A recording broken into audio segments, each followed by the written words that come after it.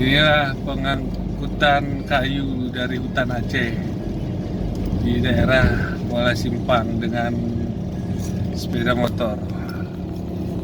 Nggak tahu nih kayu legal atau ilegal.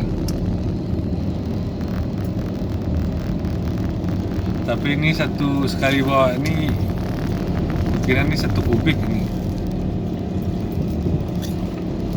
Hebat di Aceh, ngangkut kayu dengan beca 1 ton.